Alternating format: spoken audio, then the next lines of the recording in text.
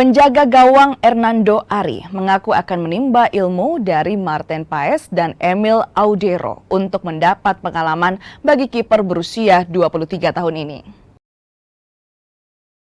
Kehadiran Emil Audero Mulyadi akan menambah sengit persaingan di posisi kiper timnas Indonesia. Meski begitu, Hernando Ari mengaku tetap optimis bisa bersaing dengan memberikan penampilan terbaik di klubnya Persebaya Surabaya. Bagi Hernando Ari, kehadiran kiper berkualitas akan dijadikan pembelajaran untuk mendapatkan pengalaman. Emil Audero Mulyadi diperkirakan akan dipanggil oleh pelatih timnas Patrick Kluivert untuk laga melawan Australia dan Bahrain.